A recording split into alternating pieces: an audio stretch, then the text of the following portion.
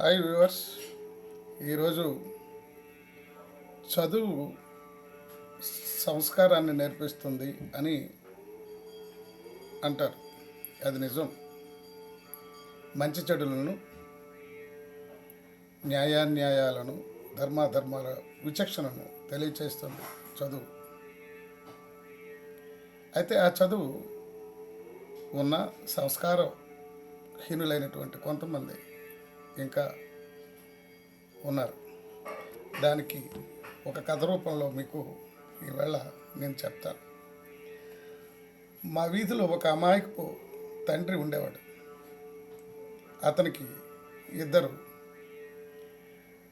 అమాయకంగా ఉండే కొడుకులు ఉండేవారు.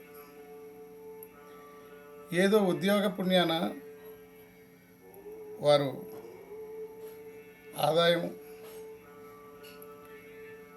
రెండూ కలిసి వాళ్ళు కాస్తంత డబ్బులు సంపాదించుకున్నారు. మంచి ఇల్లు నిర్మాణం చేసుకున్నారు.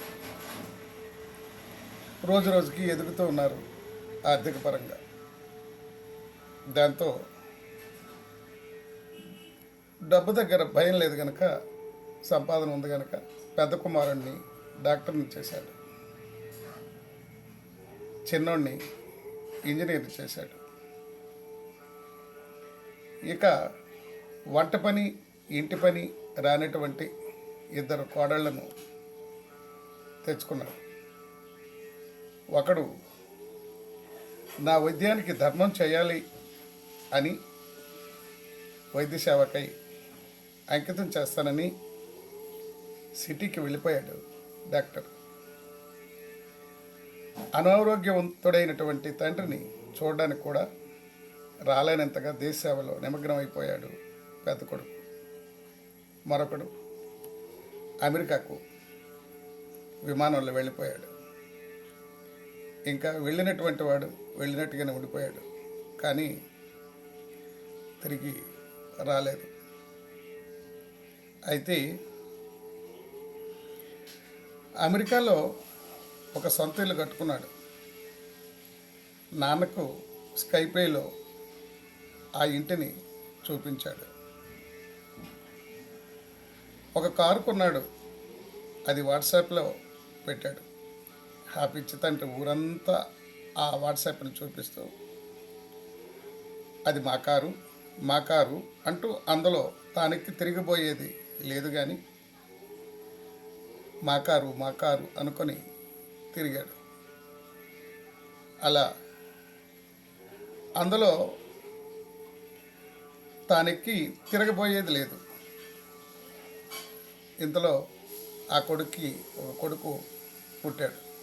ఫోటో తీసి వాట్సాప్లో పంపించాడు. ఇక్కడ పిచ్చి తండ్రి తాతనైపోయినందుకు సంతోషం పట్టలేకపోయాడు. మనవాడిని అందరికీ ఆ వాట్సాప్ని చూపించి మురిసిపోయాడు. తాను ఎత్తుకొని తిరిగే భాగ్యం లేదు ఆ పిచ్చి తండ్రికి. అర్ధాంగిగా ఉన్నటువంటి ఆ పిచ్చి తల్లి జీతం లేని పని మనిషిగానే ఉండిపోయింది. చివరకు ఆ కుటుంబంలో స్వదేశ సేవకై పెద్దోడు, విదేశీ సేవకై మరొకడు వెళ్ళిపోయారు. తిరిగి ఆ ఇద్దరు కొడుకులు రాలేదు. చివరి దశలో మనకు సేవ చేయడానికి ఎవడున్నాడు అని దిగాలు పడ్డాడు. ఎందుకు పనికిరాని వెధవలు అని తన జీవితకాలం తన చేత తిట్టించుకున్నటువంటి బామరుదులు చివరకు అండగా నిలబడ్డారు. ఆ బావకి, అక్కకి సేవ చేశారు. దీనిని బట్టి మనకి ఏమర్థమైందంటే, కొడుకులు కొంతకాలమే, తర్వాత వృద్ధాప్యం వచ్చేటప్పటికి ఆ కొడుకులు మనకు దూరమై ఎవరూ లేకుండా దిక్కులేని వాళ్ళగా మిగిలిపోతాం. అందుకే చదువుకున్నటువంటి వాళ్ళు సంస్కారవంతులు కాలేదు. కష్టపడ్డాడు, ధనాన్ని సంపాదించాడు, వాళ్ళని పెద్ద చదువులు చదివించాడు, గొప్పవారిని చేశాడు.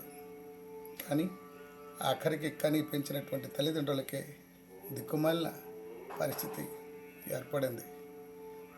అందుకే చదువుకున్నటువంటి వాడు సంస్కారవంతుడు అని అనుకోవడంలో కొంత తప్పు ఉంది.